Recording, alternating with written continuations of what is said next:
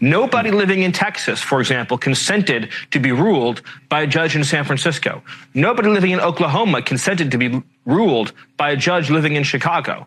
But under the system, any judge, any communist judge, any Marxist judge, any crazy left-wing judge could decide major national questions for the whole country. A single district court judge could decide, for example, that an entire class of illegal aliens is exempt from deportation in all 50 states in the entire country. Or a single judge could rule, for example, that a major federal agency would be forced to pursue illegal race-based discrimination, diversity, equity, and inclusion. So policy after policy after policy was being decided not by the elected president, the one official elected by the whole American people, but by unelected judges.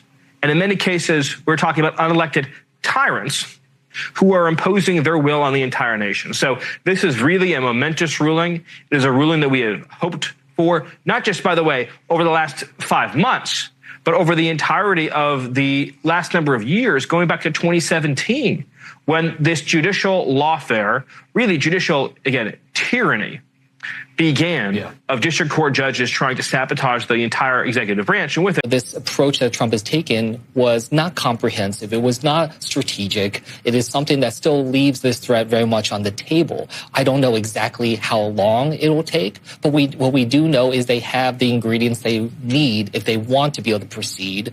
And that is something that just kicks the can down the road without actually solving it. Everyone knows this Republican bill is a big mess. But now we're hearing chatter they might try to rush it to the floor as soon as tomorrow. So let's be absolutely clear. This bill is deeply flawed. It's devastating for American families. It rips health care from 16 million people. It has the biggest cuts to food funding ever, losing over 2 million jobs, and the biggest cuts to food funding ever. And instead of fixing the egregious provisions of the bill, they're trying to jam it through. They don't want the American people to find out what's in it. Of course Americans hate this bill. It steals their Medicaid. It jacks up their premiums. It takes away their jobs and gives trillions away to billionaires and special interests. Republicans need to show some backbone and tell Donald Trump his bill is a disaster.